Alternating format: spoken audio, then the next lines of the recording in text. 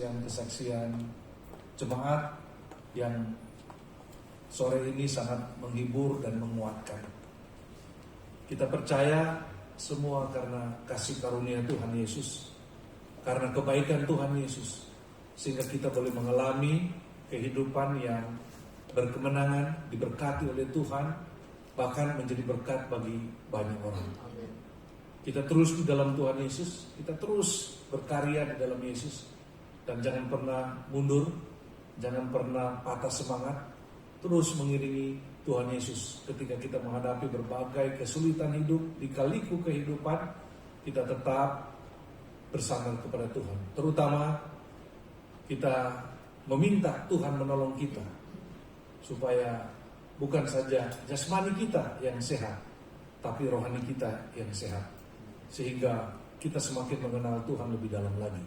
Karena yang paling menentukan dalam hidup kita bukan kesehatan jasmani, karena kita harus akui bahwa tubuh jasmani kita satu waktu kelak akan redup dan sirna, tapi roh kita tidak akan pernah sirna.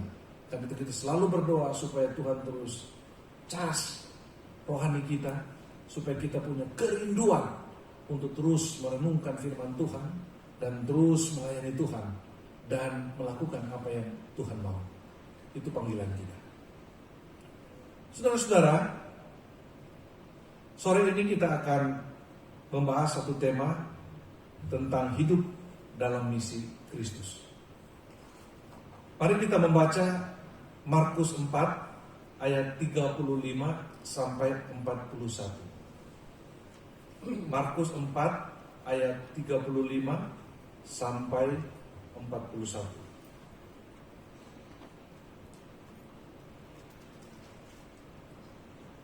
Mari kita baca bersama-sama. Markus 4 ayat 35 sampai 41. Demikian firman Tuhan. Pada hari itu, waktu hari sudah petang, Yesus berkata kepada mereka, "Marilah kita bertolak ke seberang." Mereka meninggalkan orang banyak itu, lalu bertolak dan membawa Yesus beserta dengan mereka dalam perahu, di mana Yesus telah duduk, dan perahu-perahu lain juga menyertai Dia. Lalu mengamuklah taufan yang sangat dahsyat, dan ombak menyembur masuk ke dalam perahu, sehingga perahu itu mulai penuh dengan air. Pada waktu itu Yesus sedang tidur di buritan di sebuah tilam. Maka murid-muridnya membangunkan Dia dan berkata kepadanya, "Guru, engkau tidak peduli kalau kita binasa?" Ia pun bangun, menghardik angin itu, dan berkata kepada danau itu, "Diam, tenanglah." Lalu angin itu reda, dan danau itu menjadi teduh sekali. Lalu Ia berkata kepada mereka, "Mengapa kamu begitu takut? Mengapa kamu tidak percaya?" Mereka menjadi sangat takut dan berkata seorang kepada yang lain, "Siapa gerangan orang ini sehingga angin dan danau pun taat kepadanya?" Demikian saudara-saudara firman Tuhan. Berbahagialah saudara dan saya yang selalu rindu hidup di atas kebenaran firman Tuhan. Saudara-saudara yang dikasihi Tuhan Yesus, kemarin Jumat 27 November 2020 pukul 9 waktu Indonesia bagian tengah, di desa Lembontonga, Kabupaten Sigi, Sulawesi Tengah, ada 4 orang Kristen dibunuh secara sadis oleh kelompok teroris Mujahidin Indonesia Timur, pimpinan Ali Kalora. Kondisi 4 orang Kristen ini yang bernama Yasa, Pinu, Naka, dan Pedi sangat memilukan dan mengenaskan. Kalau saudara menonton videonya, begitu mengerikan. Ada yang lehernya dipotong dan tubuhnya dibakar seperti binatang yang dipanggang. Semoga negara mau menyelesaikan kebiadaban para teroris ini dengan serius, karena masalah teroris di Sulawesi Tengah sudah cukup lama, saudara-saudara. Eksistensinya sudah bertahun-tahun, dan rasa-rasanya tidak mampu terselesaikan. Rakyat Indonesia mau menyelesaikan. Rakyat Indonesia sangat membutuhkan penyelesaian dari negara. Rakyat Indonesia membutuhkan kehadiran negara sebagai wakil Tuhan yang sanggup melindungi keselamatan rakyatnya dari segala macam ancaman terorisme yang telah dirasuk dan dirusak jiwa dan pikirannya oleh iblis. Saudara-saudari yang dikasihi Tuhan Yesus, menjadi murid Yesus atau menyandang status sebagai orang Kristen, memang ada harga yang harus dibayar. Menjadi murid Kristus bukan menjadi murid yang enak-enak saja. Pada ribuan tahun yang lampau, Yesus sudah mewanti-wanti, siapapun yang mau menjadi muridnya harus mengerti konsekuensi. Banyak orang Kristen yang mau jadi murid Yesus tidak mengerti konsekuensi logisnya menjadi murid Yesus. Yesus berkata dalam Lukas 21 ayat 17, "Kamu akan dibenci semua orang oleh karena namaku." Kata Yesus, "Kamu akan dibenci semua orang karena namaku." Kalau mau jadi orang Kristen tidak bisa menerima perkataan Yesus, lebih baik jangan jadi orang Kristen.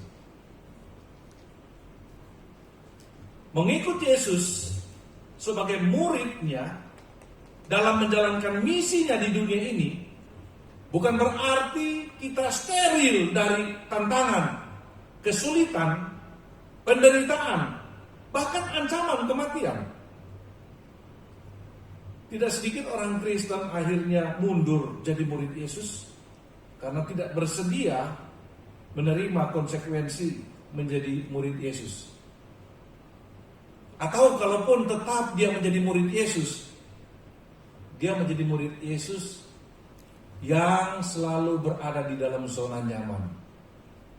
Murid Yesus yang hanya mau menerima berkat-berkat Tuhan yang enak-enak, tidak memikirkan harga yang harus dibayar. Tidak sedikit orang Kristen masa kini yang mau menjadi orang Kristen karena mau hidup aman dan nyaman. Mereka mau ikut Yesus hanya karena berkat-berkat materi, berkat-berkat jasmani, berkat-berkat popularitas, ketenaran yang mereka harapkan. Banyak anak-anak muda hari ini mau menjadi pendeta, menjadi penginjil karena melihat banyak pendeta-pendeta hebat, pendeta-pendeta terkenal yang muncul-muncul di televisi, gagah, mentereng, bahkan kaya raya.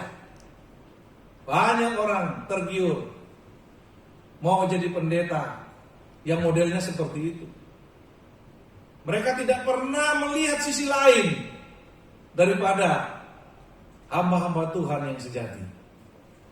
Saudara-saudara, ini celaka besar kalau orang mau jadi hamba Tuhan, menjadi pendeta, padri, penginjil, bahkan menjadi orang Kristen tidak melihat sisi dari yang satu ini yang kita akan bahas. Itu sebabnya ketika mereka membayangkan kalau ada masalah, menghadapi masalah, ada kesusahan dan penderitaan serta ancaman, bahkan taruhan nyawa, ketika itu nyata di depan mata, banyak orang Kristen mundur secara teratur, bahkan meninggalkan Kristus, menjadi murid dari pribadi yang lain. Mundur atau menolak konsekuensi ini jelas menunjukkan status kita bukan sebagai murid Yesus. Kalau kita mundur atau menolak konsekuensi kita menjadi murid Yesus yang harus siap mengalami pikul salib, pikul kuk, menyangkal diri. Kalau kita mundur dari konsekuensi ini, jelas kita bukan murid Yesus yang sejati. Itu sebabnya pada sore hari ini saya mengajak kita belajar dari Markus 4 ayat 35 sampai 41 yang kita sudah baca tadi. Supaya kita bisa membekali diri kita untuk siap mengikuti Yesus dan menjalankan misinya di tengah-tengah dunia ini dengan pandangan yang benar. Supaya kita benar-benar menjadi murid Yesus yang otentik, yang sejati. Bukan murid Yesus yang abal-abal. Bukan jadi orang Kristen yang abal-abal. Tapi jadi orang Kristen yang sebenarnya sebagai murid Kristus. Markus 4 ayat 35 sampai 36 tadi berkata, pada hari itu, waktu hari sudah petang, Yesus berkata kepada mereka, marilah kita bertolak ke seberang. Mereka meninggalkan orang banyak itu lalu bertolak dan membawa Yesus serta dengan mereka dalam perahu, di mana Yesus telah duduk dan perahu lain juga menyertai dia. Kita lihat, Tuhan Yesus memilih murid-murid dengan kedaulatannya sendiri. Kita menjadi murid bukan kehendak kita, tapi Tuhan yang memilih, Tuhan yang menentukan, dan Tuhan memanggil. Jadi orang Kristen itu bukan disuruh-suruh atau dibujuk-bujuk. Ya, banyak orang-orang di luar Kristen selalu menuduh orang Kristen itu suka membujuk orang jadi Kristen. Oh, itu keliru besar. Maka ada istilah Kristen Indomie,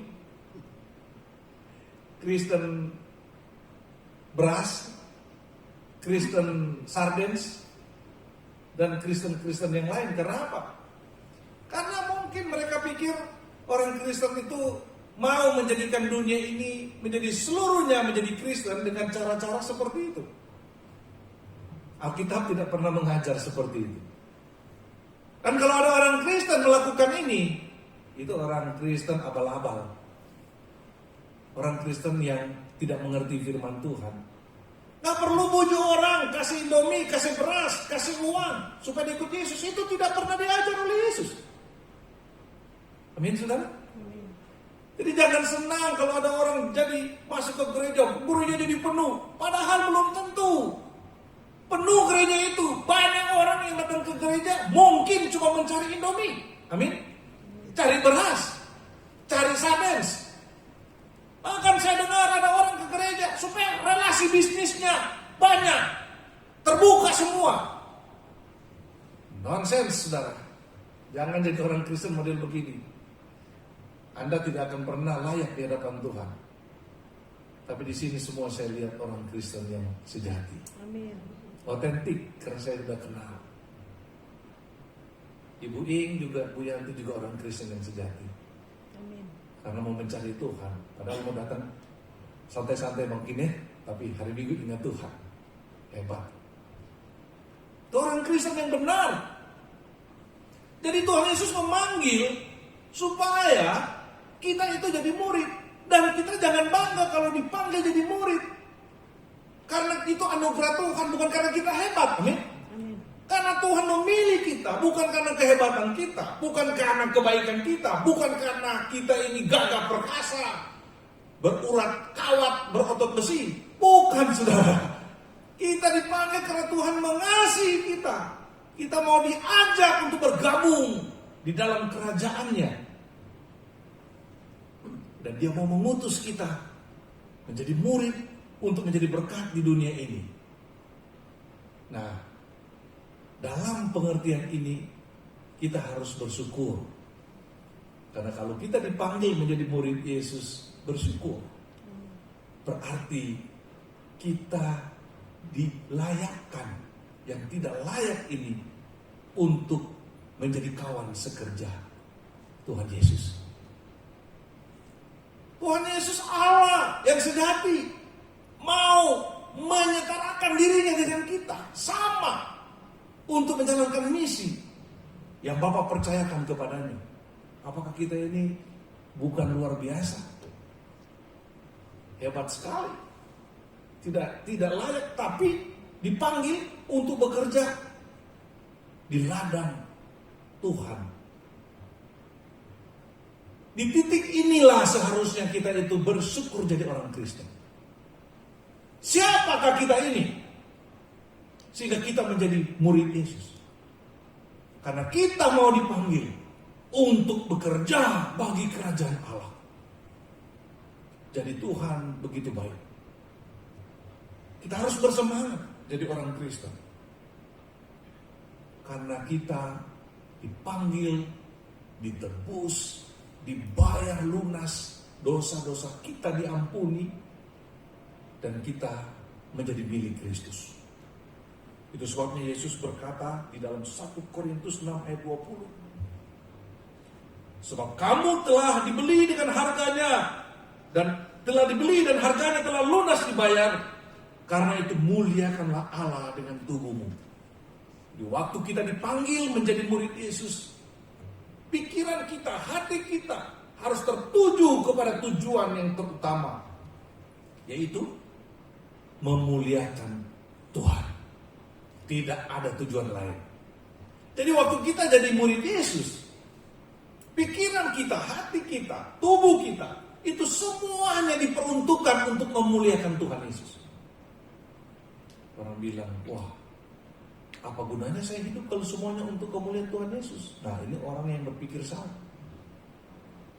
Kalau dia berpikir semua untuk kemuliaan Yesus, dia tidak pernah menikmati, itu keliru. Kalau kita hidup memuliakan Tuhan Yesus, maka kita mempunyai hidup yang bermakna, berarti. Dan hidup kita mengalami damai sejahtera, sukacita. Karena kita menikmati Allah. Ini rahasia hidup berkemenangan. Ini hidup yang sukses. Jadi hidup yang sukses itu bukan dapat uang banyak jadi orang Kristen, tiba-tiba jadi kaya raya, jadi sehat, tidak pernah sakit-sakit sampai mati. Itu tidak mungkin.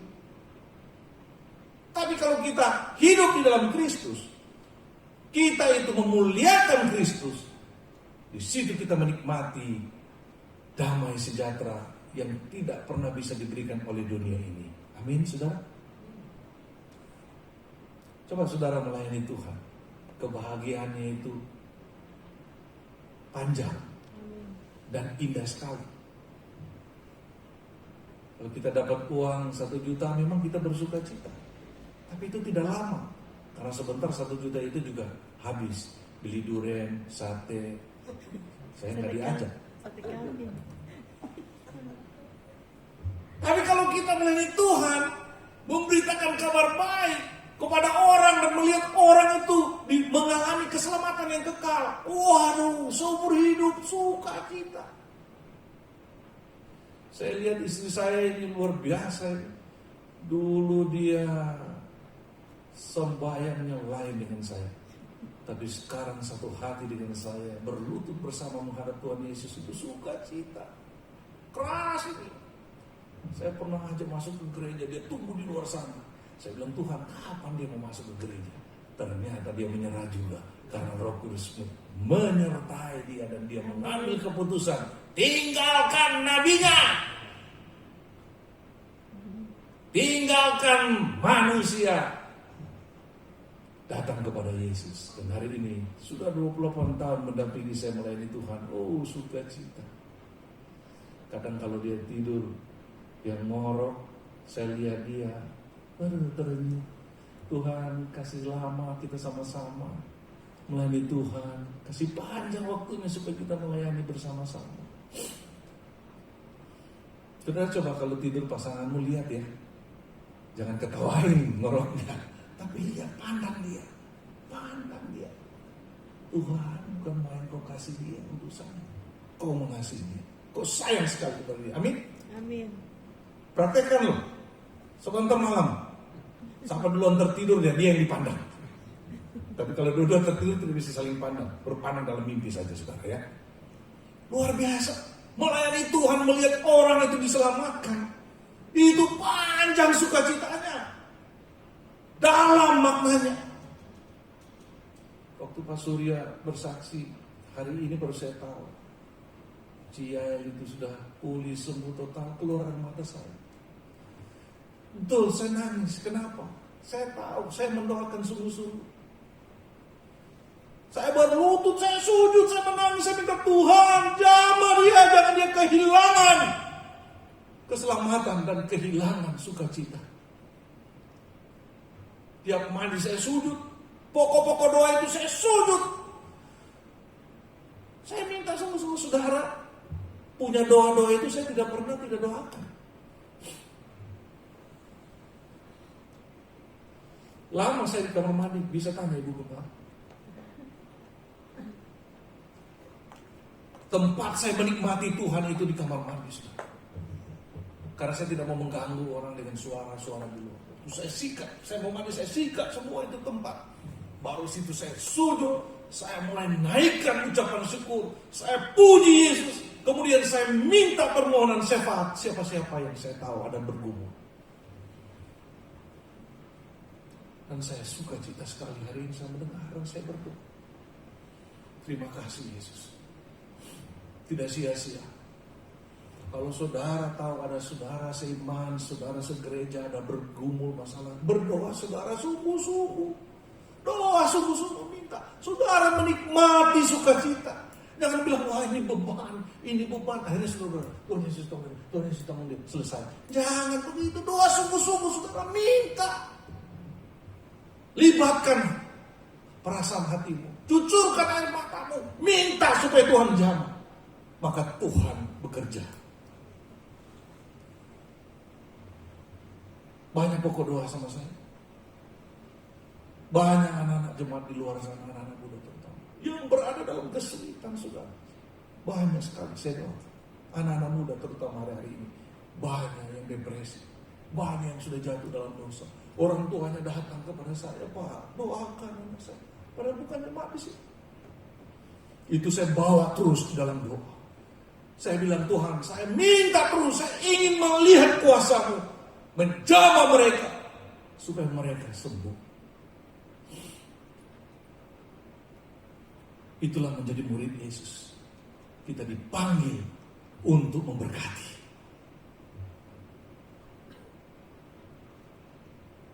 Saudara-saudara, tugas gereja, tugas saudara dan saya sebagai orang yang sudah ditebus adalah melayani sesama kita yang sedang berada di dalam penderitaan. Yesus memanggil mereka, kenapa? Naik perahu menuju ke seberang. Ada apa di seberang? Saudara bisa buka di dalam Markus pasal 5 dan seterusnya. Di seberang ada misi dan pelayanan yang harus dikerjakan oleh para murid. Ada orang-orang di Gerasa yang terikat kuasa iblis. Ada anak perempuan Yairus yang sedang sakit dan hampir mati. Di seberang ada seorang perempuan yang sudah 12 tahun menderita sakit pendarahan. Di seberang ada orang-orang yang lumpuh, buta dan bisu. Di seberang juga ada Matius pemungut cukai yang hidupnya berdosa, suka memeras orang. Dan di seberang sana ada begitu banyak orang yang hidupnya terlantar, miskin, papa, seperti domba yang tidak bergembala. Celaka kalau gereja tidak mengerti ini. Celaka hamba-hamba Tuhan kalau tidak mengerti di seberang ada pekerjaan yang harus kita kerjakan. Sekarang banyak orang gampang sekali bangun gereja karena banyak duit. Tetapi bangun gereja pikirannya hanya apa? Entertain. Musiknya bagus, semuanya bagus, tapi hanya memikirkan diri sendiri. Tidak pernah memikirkan orang di luar sana. Berat sekali.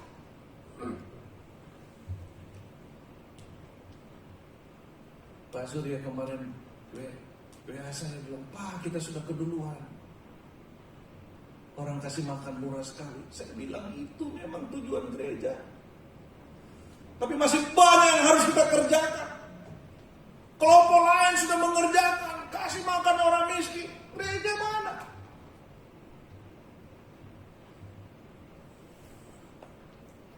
Wah saudara, gak akan habis-habisnya pekerjaan kita. Di seberang, Tuhan bilang, mari menyeberang. Karena di seberang sana, ladang pelayanan sedang menunggu. Amin. Rumah tangga kita juga harus ke seberang. Karena di luar rumah kita, ada banyak orang membutuhkan Yesus. Ini panggilan saudara dan saya menjadi murid Yesus. Itulah alasan Tuhan Yesus ajak kita untuk menyeberang. Ada misi mulia, misi holistik yang harus kita kerjakan sebagai murid Yesus. Hari ini banyak sekali orang-orang jahat. Memang kita bisa kesal, bisa marah. Tapi Tuhan mengingatkan, itu karena orang-orang tidak mengerti Injil, tidak punya Tuhan, tidak punya firman, tidak punya kasih. Itu ladang untuk kita layani. Makanya tim Laskar Doa dipanggil untuk mendoakan. Itu dasarnya. Saudara perhatikan baik-baik, jangan pernah bosan itu mendoakan itu ya. Pokok-pokok doa itu jangan pikir ini didoakan terus bosan. Ini persoalan terus yang terjadi di negeri kita itu, saudara. Saudara lihat, menteri ditangkap, mencuri.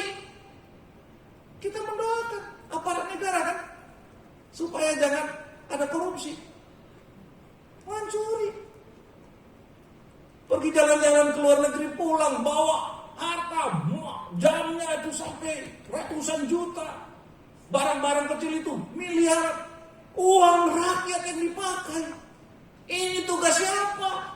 Memberitakan terang, memberitakan firman Tuhan kepada bangsa ini, tugas kita. Saya itu sedih sekali lihat itu. Pejabat ditangkap di jalan, digelandang, suruh balik belakang. Padahal menteri. Ini dalam hati kecil saya menangis. Diborgol lagi. Terus bilang, maafkan, saya sudah mempermalukan mama saya yang sudah rentah. Udah tahu rentah, harusnya membanggakan orang tua. Jadi menteri itu harus membanggakan keluarga. Bukan korupsi, bukan mencuri. Bikin susah orang yang sudah tua. Sadar, tapi sadarnya nanti sudah ditangkap. Tugas kita beritakan terus. Makanya saya selalu ingin Esra 7 ayat 10 itu kita kerjakan. Teliti Alkitab, baca sungguh-sungguh. Setelah kita mengerti, kita lakukan itu firman Tuhan sama-sama. Baru kita ajarkan. Ini yang dibutuhkan oleh bangsa ini. Jadi kehadiran kekristenan itu bukan yang lain. Bukan berlomba-lomba supaya jemaat saya bertambah banyak, bertumbuh jemaat saya. Tidak, saudara. 10 di sini, kalau dia sungguh-sungguh bekerja bagi kemuliaan Tuhan, lebih besar daripada gereja yang 10.000 jemaatnya. Coba ini 10-12 sungguh-sungguh bekerja bagi kemuliaan Tuhan, dia goyangkan Indonesia ini. Makanya saya selalu bilang, saya tidak pernah membayangkan jadi gembala untuk 10.000 orang. Kalau saya sudah mau, saya sudah ke Makassar. Karena saya diminta salah satu gereja yang 3.000 jemaatnya, saya jadi gembala. Nggak pernah tertarik. Saya membayangkan jemaat El Gibor cuma 20, tapi saya punya tujuan. Tuhan kasih misi supaya mereka dididik, diajar kebenaran, supaya mereka hidup dalam kebenaran. Itu sudah cukup. Luar biasa. Karena itu saya ingin sekali, saya rindu sekali, mari. Jangan pernah kita jadi jemaat yang minder. Wah, saya ini orang susah. Nah, jangan bicara susah. Kalau saudara bilang susah, saudara itu menghina Tuhan. Benar tidak yang saya ngomong ini? Saudara nggak remeh, Roh Kudus yang ada di dalam saudara, saudara bilang saudara nggak mampu, saudara miskin, minder, saudara jangan. Kita ini boleh dilihat orang nggak punya apa-apa, tapi kalau kita punya Roh Kudus, kita punya Yesus, kita jauh lebih besar daripada orang dunia yang tidak punya apa, tidak punya Roh Kudus. Percaya diri dari murid Yesus, amin. Harus percaya diri. Makanya saya selalu bilang, teman-teman saya itu banyak. Mau dari kalangan mana saya ada. Dan saya kalau ketemu mereka, saya nggak pernah mengemis. Teman-teman saya banyak yang ngelomrat, tapi saya tidak pernah mengemis kepada mereka. Kalau saya ini orang yang suka mengemis, sudah senang saya secara materi.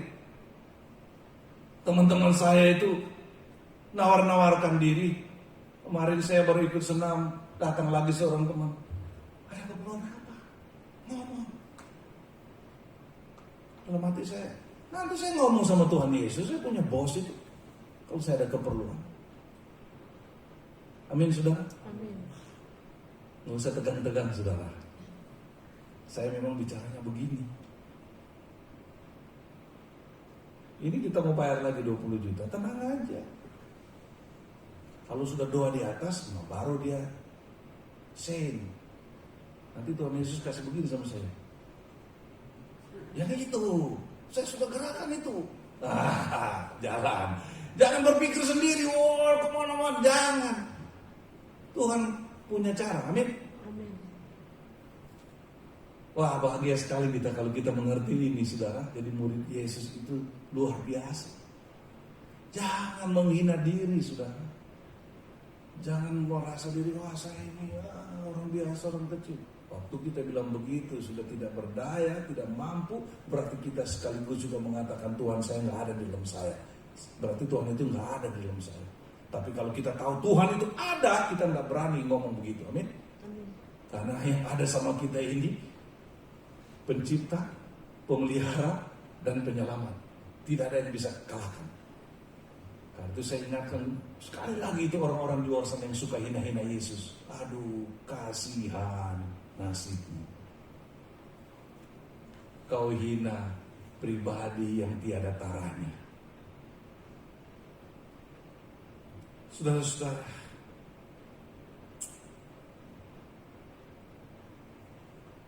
mengapa gereja sering pecah? Kenapa? Mereka beralasan, ini kehendak Tuhan. Tuhan menghendaki perpecahan. Siapa bilang? Tuhan bilang saya ingin ketertiban, kedamaian, sukacita. Nanti sudah pecah baru pendeta bilang Tuhan punya rencana. Pecah karena apa? Berkelahi dengan duit, harta, warisan, materi dan sebagainya. Kenapa bisa ribut soal itu? Karena misinya keliru, visinya keliru. Gereja didirikan untuk meraup jemaat sebanyak-banyaknya. Di balik jemaat yang sebanyak-banyaknya, di balik itu banyak uang sebanyak-banyaknya yang dicari. Maka semua berpikiran begitu, maka terjadi iri hati. Maka tonjok menonjok di dalam, cari pengaruh, cari orang kaya, blok ke sana, blok ke sini. Setelah kuat dia bilang, mari kita keluar, kita bangun gereja baru di sana. Apakah ini kehendak Tuhan? Tidak. Tapi kalau gereja ini berpikir bermisi, misi menyelamatkan bangsa ini, membawa orang hidup damai, sejahtera, sukacita. Siapa lagi ada iri hati? Kita punya tujuan yang sama. Kita kerahkan tenaga sama-sama. Gak ada waktu lagi untuk benci, gak ada waktu untuk curiga, gak ada waktu untuk menuduh. Yang kita pikirkan, apa yang harus kita pikirkan hari ini? Amin, saudara? Amin. Tenaga potensi kita akan terarah untuk mengembangkan pelayanan bagi kemuliaan Tuhan. Misi Kristen bukan kristenisasi, tapi misi Kristen adalah membawa orang mengenal Kristus dan diselamatkan. Indah enggak? Siapa yang mau cemburu kalau kita memberikan dia keselamatan? Siapa mau marah kalau kita membawa dia mengenal Yesus dan masuk surga? Yang marah hanya setan. Makanya orang-orang di luar sana yang suka menuduh kristenisasi itu belum belajar firman Tuhan. Kita tidak pernah kristenisasi. Kristusisasi. Maksudnya membawa orang mengenal Kristus dan diselamatkan masuk surga. Coba kita tawarkan orang. Masuk surga kan senang. Tapi kenapa ditolak? Kenapa dimarahin? Ya karena iblis tidak mau. Tapi orang itu sebenarnya mau. Esensinya, substansinya. Masa orang gak mau dikasih yang baik? Logikanya kan begitu. Kalau orang diajak bawa untuk supaya nanti mati masuk surga, masa dia tolak? Harusnya terima. Tapi kenapa? Karena ada faktor kegelapan kuasa di sana yang menghalangi. Nah ini yang kita perangi. Teroris-teroris itu bisa jadi biadab seperti itu. Sebenarnya dirinya sendiri itu dikasihi Tuhan. Tapi dia dikuasai oleh kuasa kegelapan. Sehingga membunuh orang, memenggal kepala orang itu bagi mereka biasa. Itu pekerjaan setan. Tapi dirinya sendiri sebenarnya membutuhkan keselamatan. Tapi dia nggak pernah mendengar kebenaran. Jadi doa. Tadi malam tim Laskar Doa berdoa untuk kasus ini.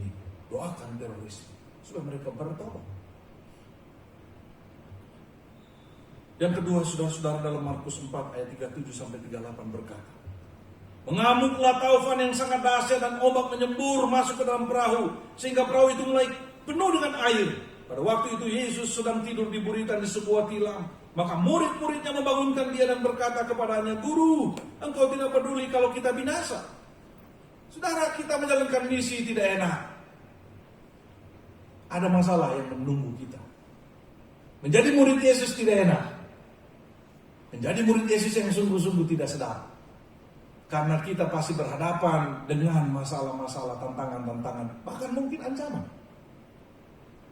Tuhan Yesus sudah mengatakan itu. Kamu akan dibenci oleh karenanya. Nah, pada waktu melayani Tuhan, waktu kita menjalankan misi Tuhan untuk kemanusiaan, membawa manusia dekat kepada Tuhan dan mengalami kehidupan surga yang kekal. Jangan pernah membayangkan itu mudah. Firman Tuhan tadi ini sudah memberikan penjelasan. Mengalami badai dan gelombang. Jangan pernah bermimpi, saudara-saudara, kita enak menjadi orang Kristen. Kalau kita mimpi kita jadi enak jadi orang Kristen, kita lemah. Melempem. Seperti kerupuk bisa hancur kita. Kita lemah sekali kalau kita selalu memimpi-mimpikan jadi orang Kristen itu semua beres, semua enak. Buang semua itu.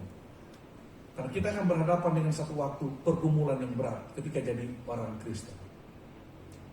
Bukan cuma ancaman dari luar, ada tantangan yang terjadi di dalam kehidupan kita. Pergumulan-pergumulan batin yang selalu berat. Itu bisa menghancurkan kita. Saudara, tapi kita lihat, bukan kebetulan Tuhan Yesus tidur di buritan di bagian belakang. Karena di bagian belakang itu ada kemudi yang kecil. Tuhan selalu berjaga-jaga. Walaupun ada masalah, ada tantangan, ada pergumulan dalam kehidupan kita mengiringi Yesus. Ingat, Yesus tetap memegang kendali. Ini yang penting. Bukan kebetulan dia tidur di buritan. Di belakang itu kendali, ada kemudi. Tuhan siap. Makanya ketika murid-murid itu datang, Tuhan Yesus bangun dan menjawab. Masalah tetap ada. Ingat, masalah tetap ada. Tapi ingat, ada yang tetap mengendalikan masalah. Ada Yesus. Yesus tetap berada di kemudi untuk mengendalikan segala situasi dan keadaan. Pandemi ini orang makin takut lagi. Wah, ini mau gelombang kedua. Gelombang ketiga. Biarin. Yang penting bukan kita yang bikin gelombang. Yang bikin gelombang masuk rumah sakit kabur. Bikin susah terus. Di mana-mana ini bikin susah bangsa dan negara. Dia yang bikin gelombang kan? Kumpul orang, ribuan orang, cium-cium tangan, baru pulang di kampung itu kena lagi.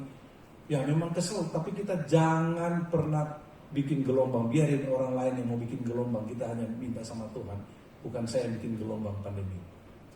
Ingat, Tuhan Yesus tetap pengendali. Tiap hari harus berdoa, Tuhan, kami tidak berdaya melihat situasi ini. Tuhan, pandemi ini, orang-orang makin bodoh, tidak peduli, saling menularkan. Orang-orang jahat sengaja untuk menularkan. Kami tidak berdaya, Tuhan. Tuhan Yesus, tolong Tuhan, tolong Tuhan. Selalu berdoa begitu. Kalau semua orang Kristen berseru kepada Tuhan seperti itu, Tuhan akan menyelesaikan dengan caranya. Amin. Jangan pernah takut.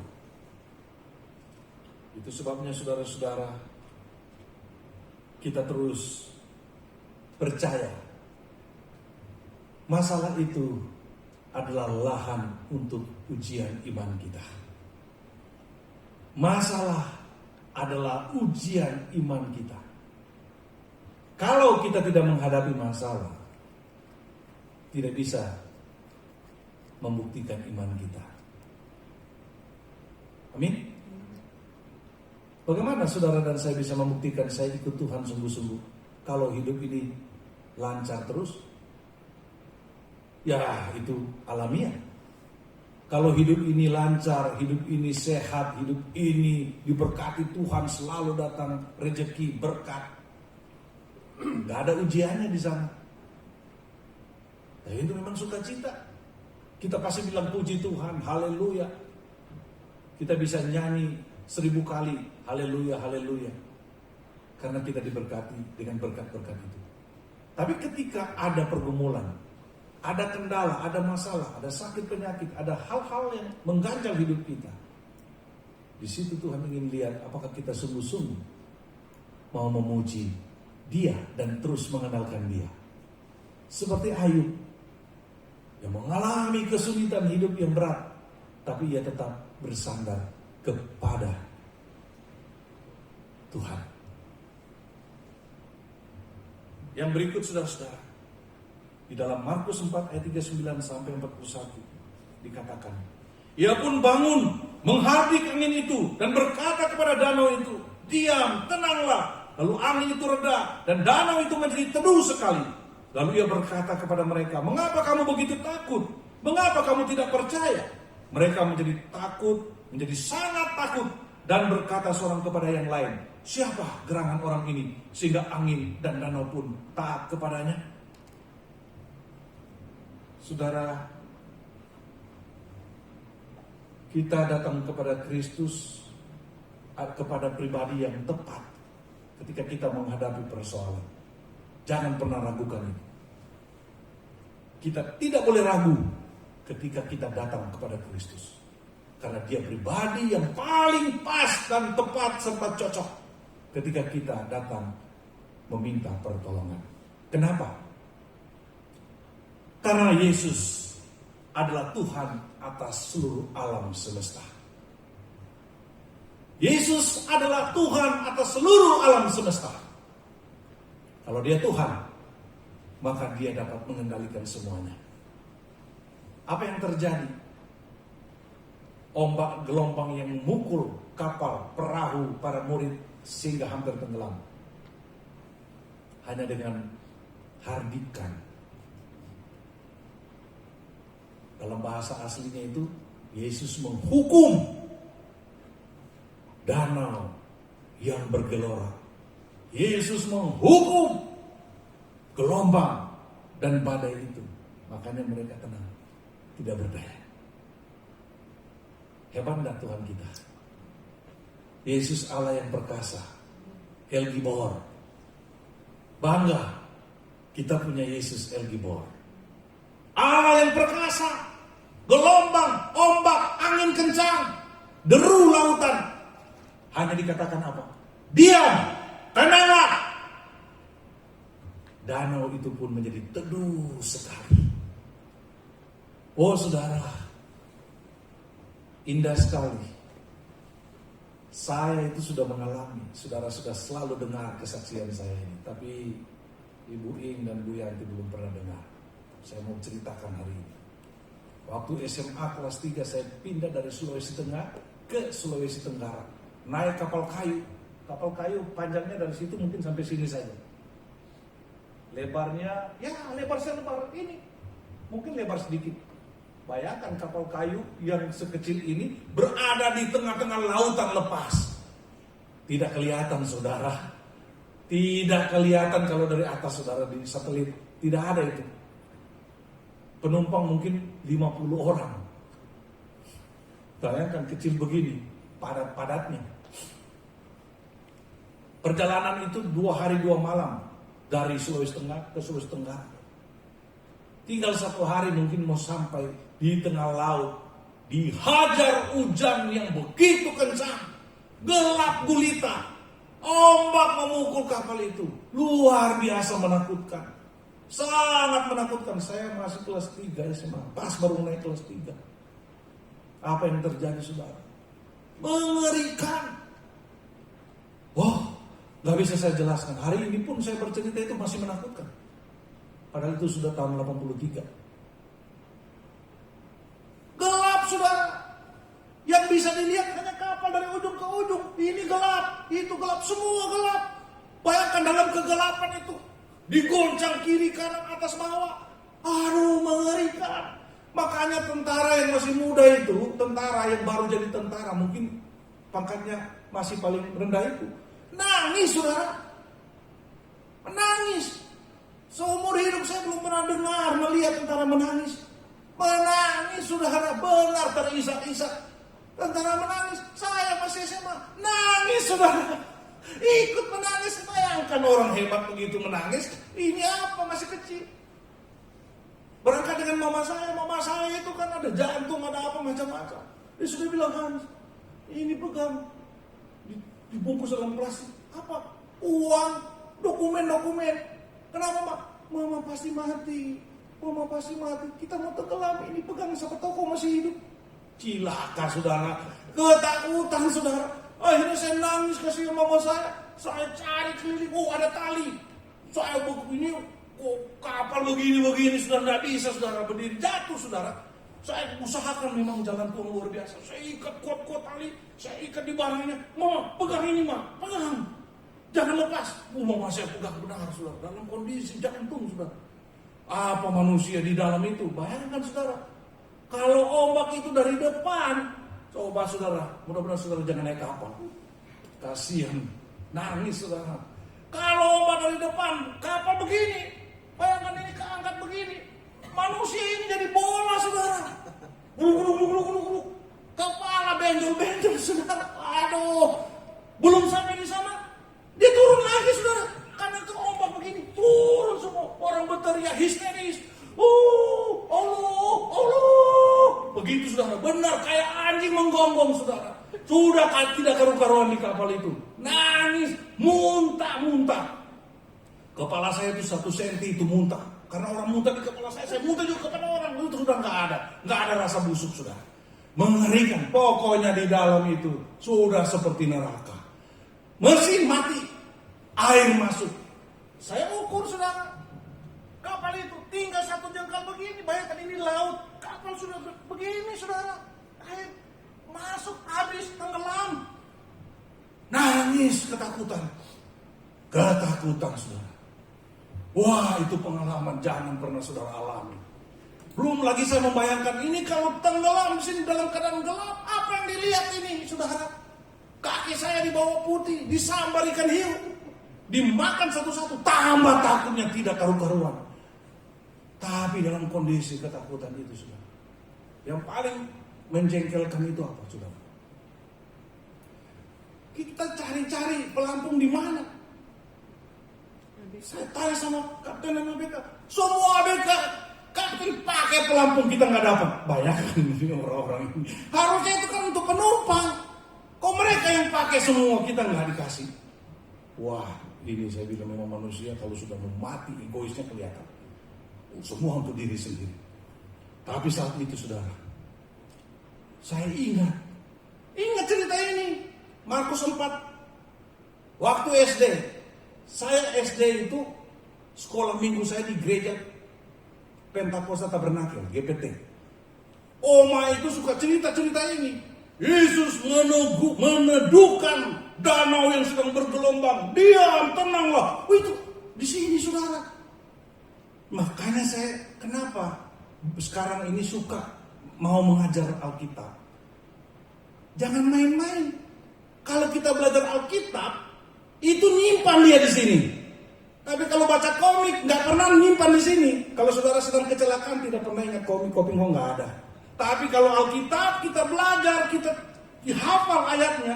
Begitu kita mengalami kesulitan, hidup itu firman, muncul dia di dalam hidup kita. Amin, saudara.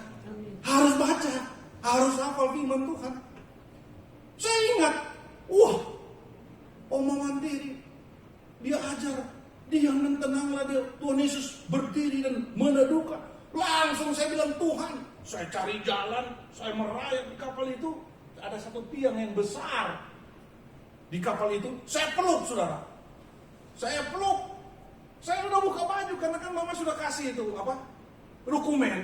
Udah mau tenggelam memang karena sudah tinggal satu jengkal. Tinggal celana pun sudah diangkat. Jadi baju ini sudah tidak ada. Baju telanjang, kemudian tinggal celana pendek digulung. Pegang begitu. Benar-benar pegang karena ini digoyang terus begini. Nangis saya. Tuhan, kalau dulu kau pernah teduhkan laut itu Tuhan, sekarang saya minta Tuhan, selamatkan kami semua supaya kami jangan tenggelam dan binasa. Tuhan Yesus, tolong Tuhan Yesus. Nangis masih anak-anak kecil remaja, saudara. 10 menit kemudian, yang Tuhan Yesus bilang di sini, diam, tenanglah. Laut bergelora itu diam. Tenang. Kapal itu jalan mulus sekali. Tuhan buka, mentari, kelihatan pulau, mulai kelihatan cantik-cantik, pulau cantik. Mesin hidup, mereka mulai pompa air, buang semuanya. Kapal itu naik lagi. Dan ada berapa meter dari laut. Di situ, pertama kali saya jadi orang muda yang mengalami Yesus dahsyat, luar biasa. Berikan kemuliaan untuk Tuhan Yesus. Jadi saya kalau bicara tentang Yesus dahsyat bukan omong kosong, saudara. Saya ada dan mengalami situasi yang paling menakutkan di situ. Dan Tuhan tolong. Di situ saya pertama kali tahu dan mengalami Yesus adalah Tuhan atas alam semesta. Kalau dia bilang diam, itu badai dihukum. Itu dihukum dia diam. Gelombang diam, angin diam, kegelapan terbuka. Beberapa jam kemudian kapal bersandar. Semua orang baru bisa tersenyum, ketawa-ketawa, senang-senang. Tapi begitu lihat mukanya sudah memble semua, sudah rambut sudah tidak tahu kemana-mana, sudah penuh dia muntah-muntah. Wah, pokoknya tapi biar no problem. Yang penting sampai di pelabuhan, urusan nanti muntah mandi. Sukacita sekali ketika Tuhan peduli dengan kita. Saudara, saya ingin kita menyanyikan satu lagu. Minta Pak Oni nyanyikan. Banyak perkara yang tak dapat ku mengerti, tapi kalau kita bawa kepada Kristus, Dia selesaikan bagi kita. Amin. Jangan pernah mundur, saudara. Datang kepada Dia. Mari kita angkat pujian ini satu kali, biar kita mengalami Allah itu begitu peduli. Allah peduli, saudara. Saya mengajak saudara bangkit berdiri.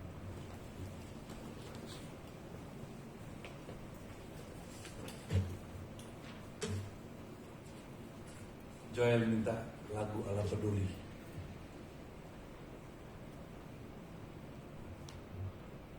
Nggak tahu di nada apa mau nih, hantam saja. Ya, silakan dulu ya. Nada apa saja ya, kita angkat saja.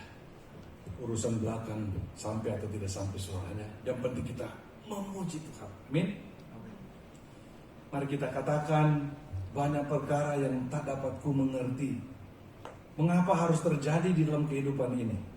Satu perkara yang kusimpan dalam hati, tiada satu pun kan terjadi tanpa Allah peduli. Kita percaya Allah peduli dengan masalah-masalah. Bawa semua masalah, Dia akan menolong saudara. Katakan banyak perkara. Banyak perkara